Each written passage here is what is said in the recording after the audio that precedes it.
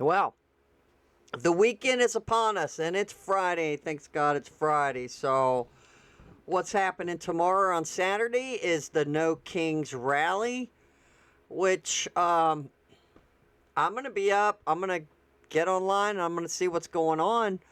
I heard on the radio this morning that one of the promoters or whoever that's over there, they're saying, oh, we make sure you protest peacefully. Which, why do you have to tell people that, right? Why are you telling people you have to protest peacefully? Whenever I see like either a Trump rally or some kind of Christian conservative type of rally, they're always peaceful. They usually pick up all their trash. They're not just destroying everything and causing chaos. But I got a couple of stories here, which coincides with what I was just saying about them having to say, oh, we want peaceful protests tomorrow at the No Kings rally, which is, it's stupid. It's a stupid rally, right? I mean, no kings, duh, we don't have a king. We have a president. Anyway, so this Wisconsin mom is seething after Democrats give her 8-year-old son a chilling bracelet calling for the death of Donald Trump. This is crazy. I mean, this is insane. Check this out. A Wisconsin mom says she was stunned after her young son was handed a bracelet calling for the President Donald Trump's death at a local farmer's market. So the Democrats will stop at nothing and go anywhere, right? So be on the lookout. So say your hometown has some kind of amusement where the amusement people come into town and they set up little rides and little games and stuff that you can play, like celebrating the city or whatever. Y'all know what I'm talking about. They do stuff like that. Be on the lookout for this kind of stuff, because the Dems are going to show up. They're going to show up and try to start trouble and indoctrinate your children. It's insane. Katie Navarro, I guess that's how you say your name, said the bracelet was given to her 8-year-old by volunteers at a Winnebago County Democratic Party booth during a recent visit to the Oshkosh Farmers Market. She said the bracelet read, "Is he dead yet?" Winnebago County. My bad. It's early. Winnebago. I handed it back to him and said, "We don't wear hate speech," Nabu told the Faulkner Focus on Thursday. The Faulkner Focus report, which we'll check out that little video here in a moment. I had to walk away because I was seething. Yeah, she should have whipped out her camera. Filmed the booth, filmed the items that were on display. Naburos said she later returned to the booth and noticed other bracelets with anti-Trump messages, including ones marked 8647, which we all know what that means, is the slang for get rid of and kill, get rid of or kill. 47 referring to Donald Trump as the 47th president. The mother said she contacted the market's manager, who told her she wasn't the first one to complain. Really? They should have never let them set up. Even the first person who complained that, oh, there's death threats on these bracelets and they're handing them to children. The farmers market, the people in this town should raise hell about that, because that they should have immediately went over and like, nah, you can't do this. What are you doing? What are you doing? This is a family. We don't want politics involved. These people are coming to a farmer's market to enjoy the day and get away from politics and probably their phones to spend time with their family. Come on.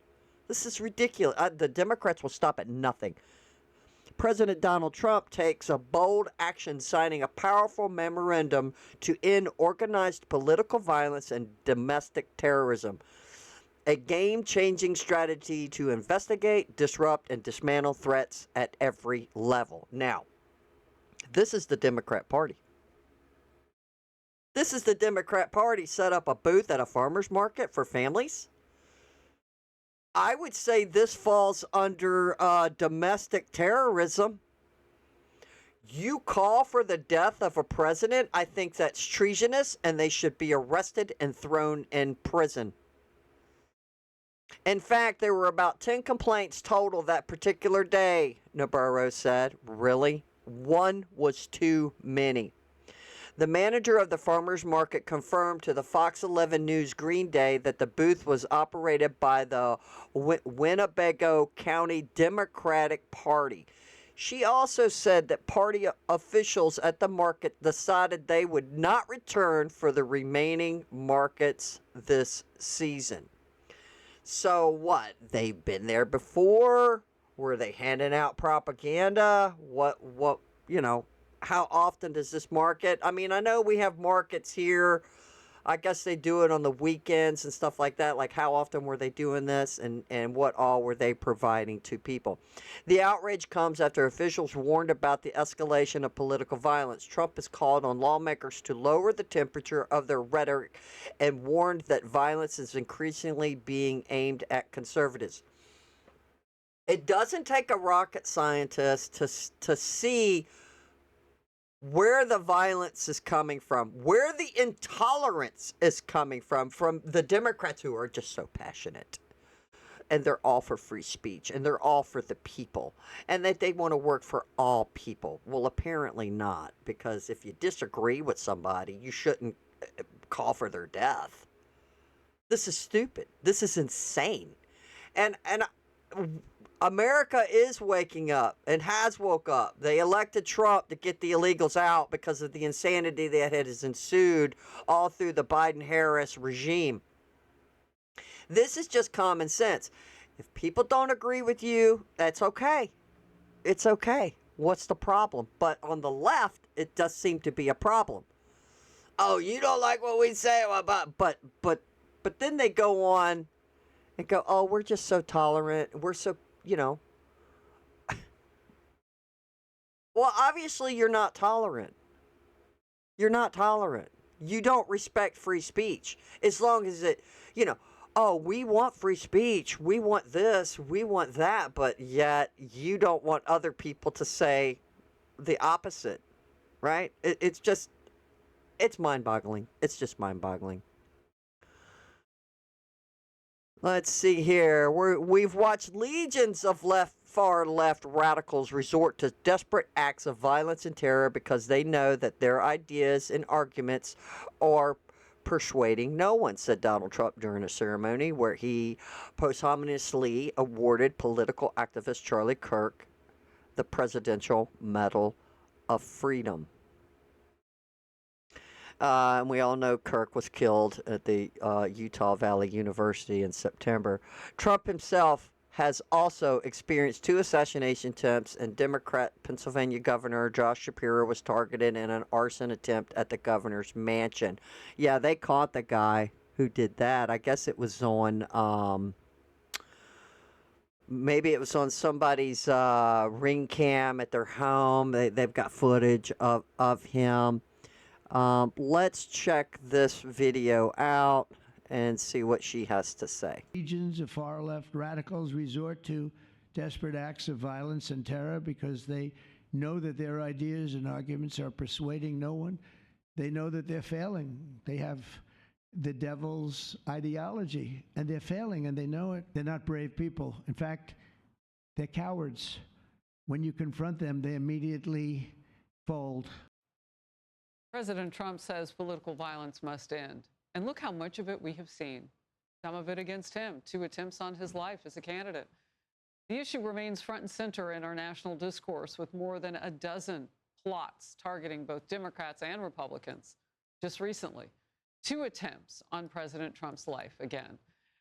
An arson attack at the mansion of the Pennsylvania governor, Josh Shapiro, and the assassination of Charlie Kirk, just to name a few.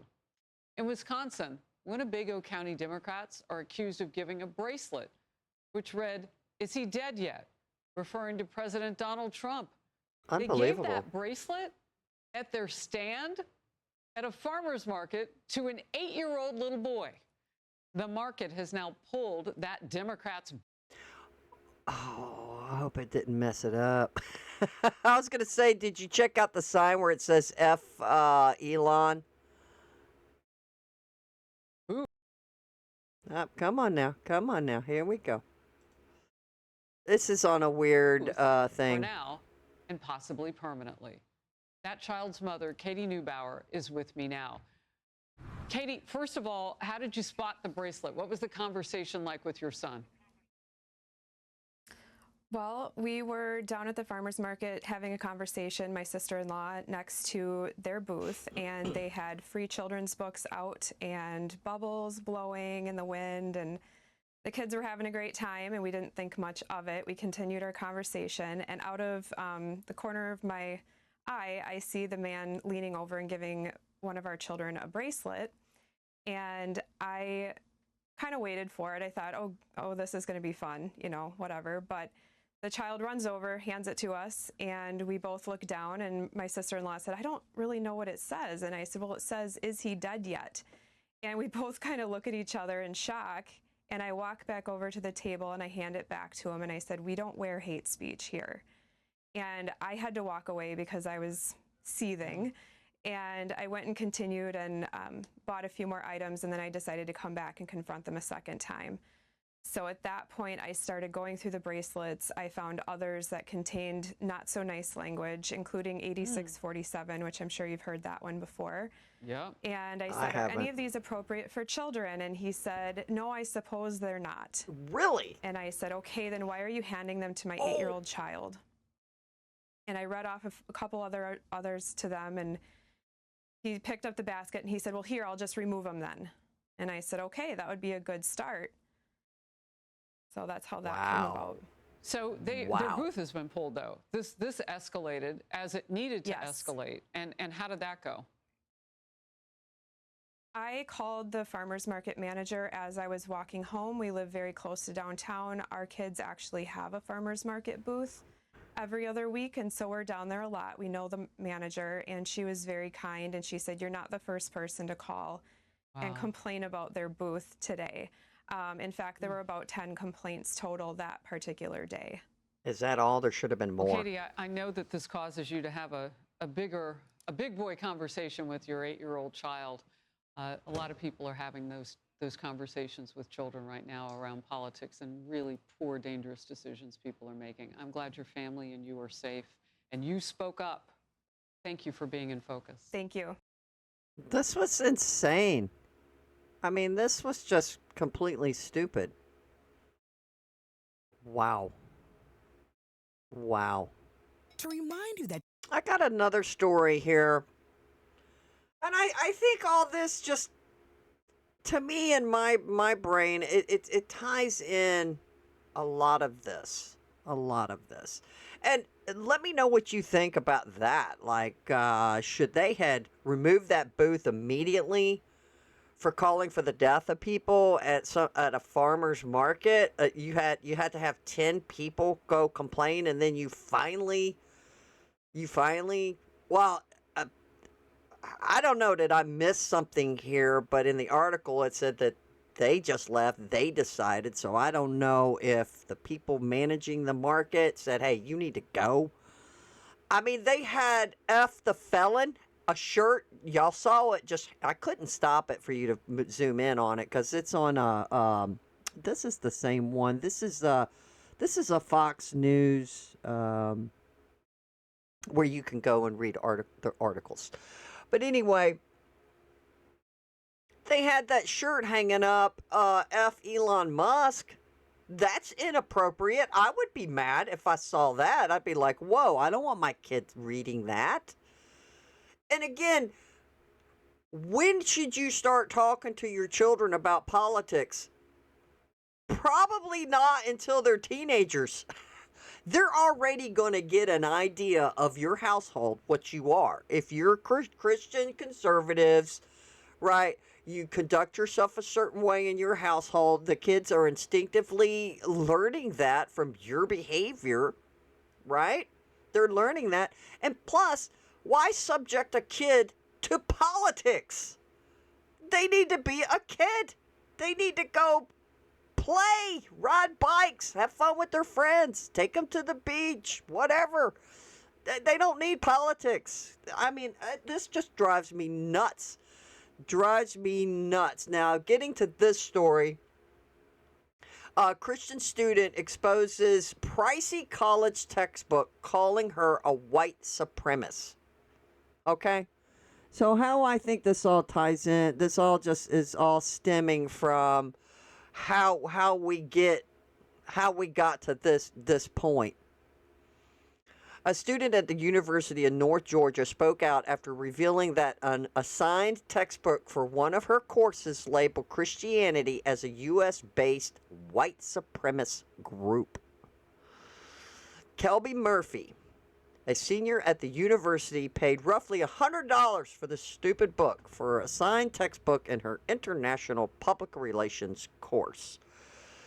In Chapter 8, the opening passage reads, an internet search produces the following modifier for identity: corrupt, sexual, digital, public, racial, national, brand, and even Christians as U.S.-based white supremacist groups.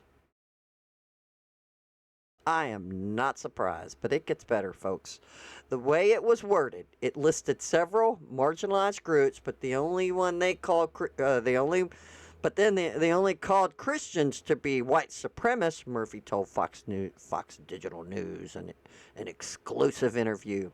But the scariest thing is, this book came out in 2007. This is what I mean by tying this stuff together. So for what, over a decade, 20 years, getting close to it, people. Nobody has said anything about this book this whole time? How many kids take this course each year for the last 18 years, 20 years? How many? And nobody said nothing? Is she the only one that read it? This has been shared for almost 20 years, and it was never questioned, Murphy added. That's my question. I think American academia needs to define reevaluation, especially in our textbooks, as we can see from my prime example. I agree. There's another article I was looking for, which I had heard it on the radio the other morning. It's either Louisiana or Alabama. But hey, this is happening all over the country, okay, what I'm about to say. So you've got, and it's insane to me that you even have to take these people to court or threaten them with taking away their funding, where they have these books in these libraries in the children's section. Very sexual explicit, telling you how gay people have sex, how to do the oral to children in these books. What was it? It was yesterday morning, and man, did I write down her name? Maybe I did. Maybe I wrote down the lady's name, because I try to take notes. It is in Alabama, and I think Wisconsin. I didn't catch her name.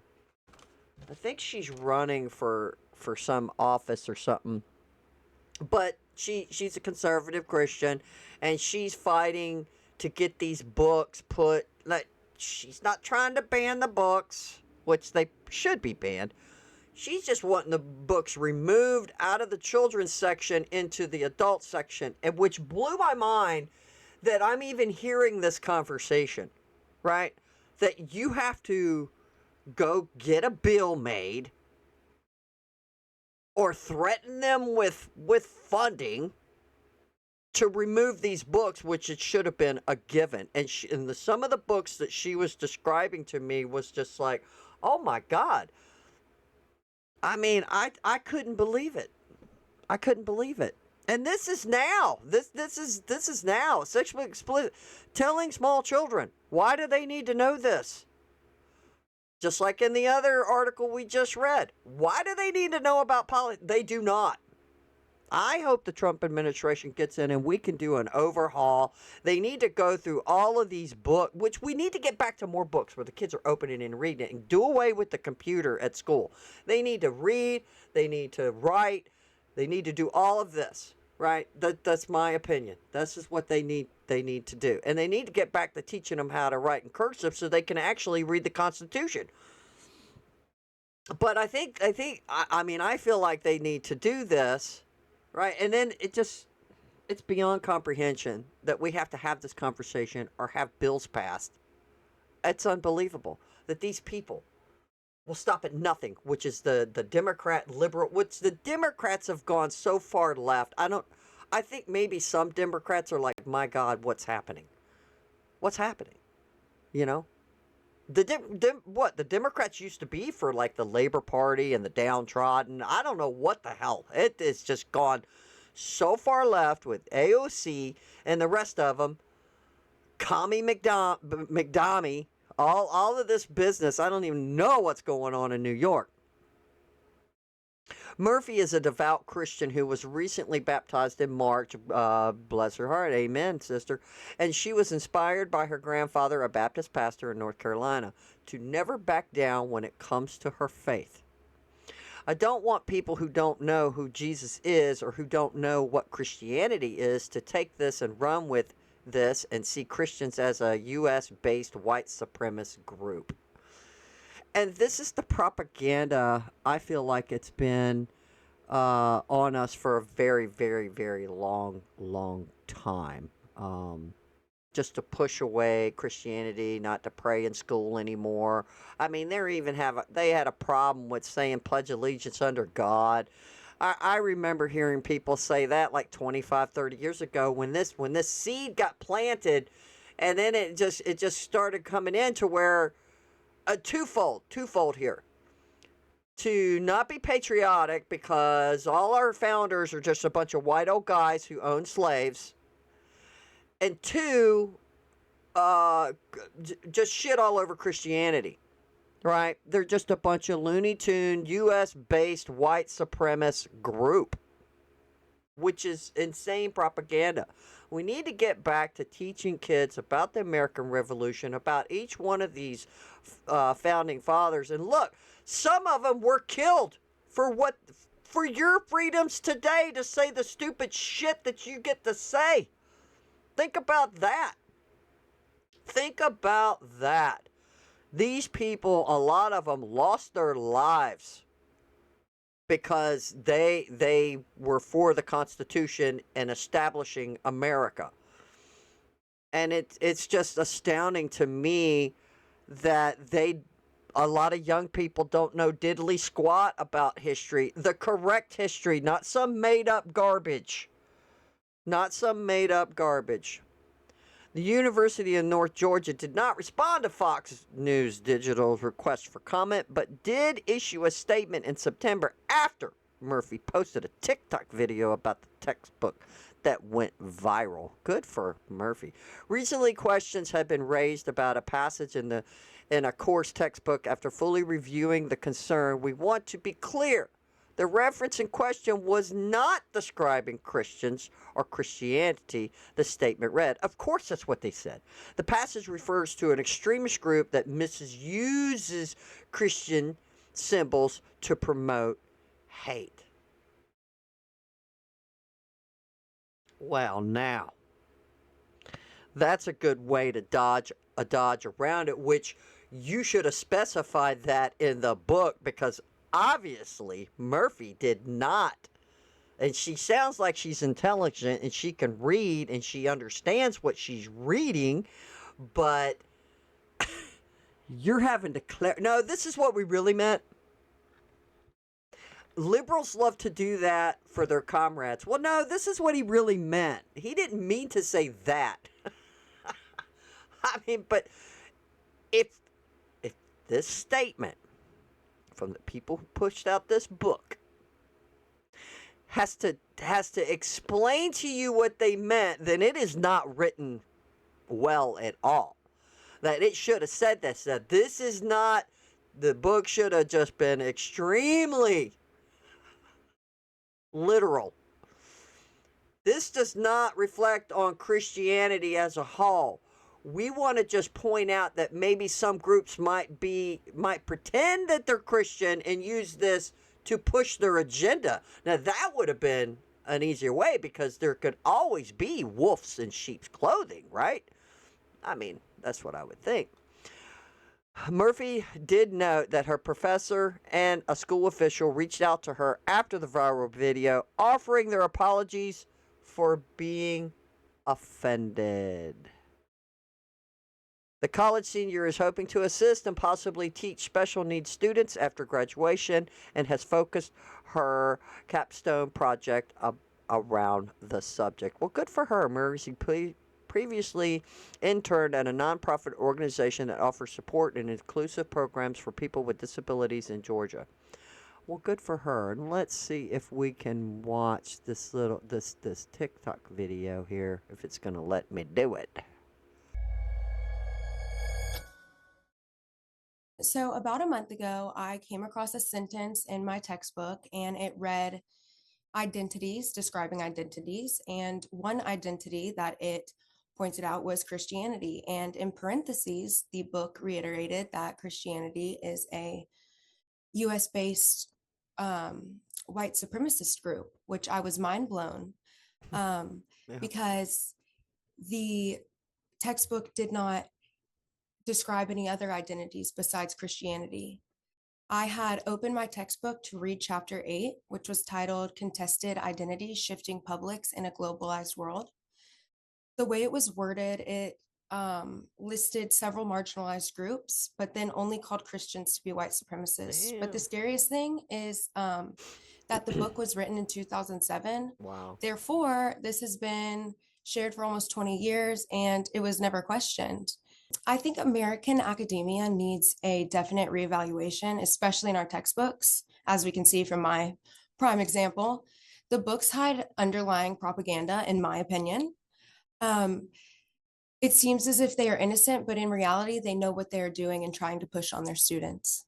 I love this story because I love Jesus, so I'm happy to tell this. But my grandfather is a Baptist preacher in North Carolina. He is a wonderful man, and he raised me in my Christian faith, and I was told to never back down. In March, I actually got baptized, proclaimed my faith loudly in front of everybody. So that's why it hurt more, because I'm proud of my faith, and I don't want people who don't know who Jesus is or who don't know what Christianity is to take this and run with this and see Christians as a US-based white supremacist group. Because not only that, Christianity didn't come from the United States. Well, I'm saying I am amazed. Amazing! Jesse Peterson. Beta! He's so funny. Amazing! That she picked right up on this. She's like, boom, there's something terribly wrong with this. And what's disturbing, I think, is because it was out for 20 years and she's the first one to say something. I don't know if she is or not.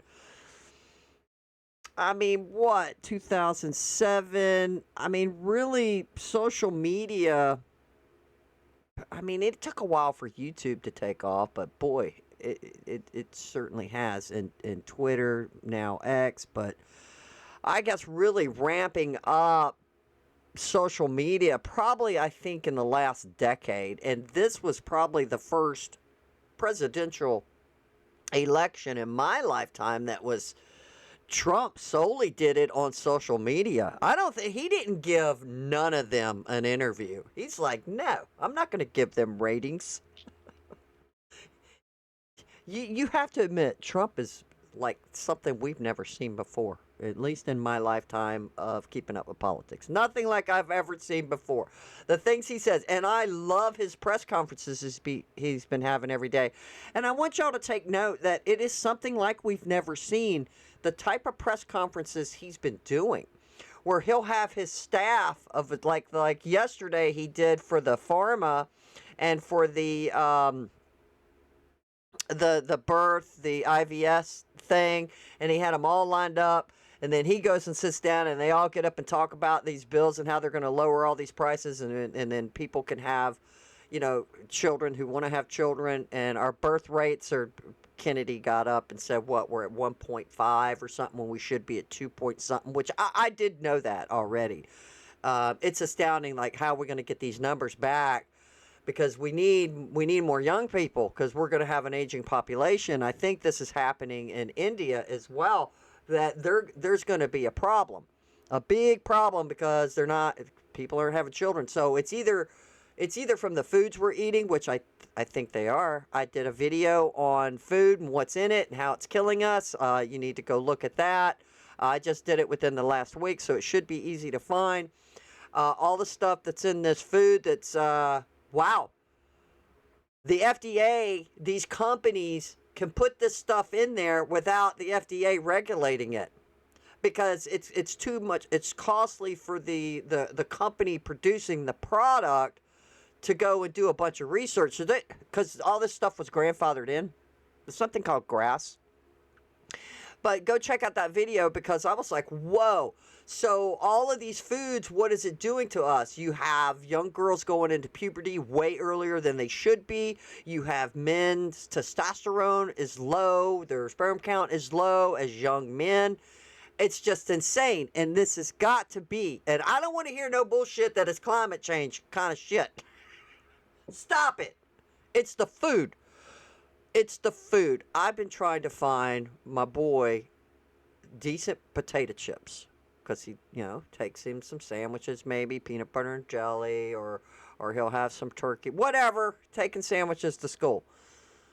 So I'm looking for some decent chips, and chips that aren't just full of garbage. Like, you pick up a bag of Lay's chips, and the ingredients are this freaking long. I did find some chips where the ingredients are a lot shorter and didn't have some of that other stuff in it that's bad for you.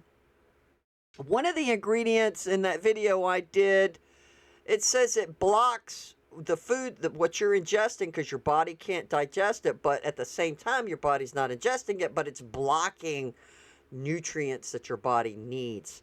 So that's just insane. Is this all done intentionally to make us sterile, make us stupid? I don't know. I'm just asking questions here, because wow. Wow. Are these people who are making these products, are they actually eating it? Who the hell wants to eat meat that was grown in a lab? No.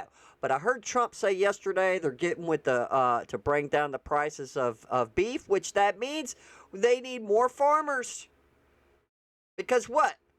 Bill Gates says, the cows are farting too much and it's going to hurt the ozone. So we're going to focus on making man-made meat. All of this bioengineered garbage, this is what's happening to us. And I think it's just taken a while for it to... now, they took out some kind of saturated fat or something, the oil in the food, but they replaced it with something else, and what they replaced it with is just as harmful. That's also in that other video. So if you're interested in any of that stuff, please go check it out. Well, there you have it. And there you go.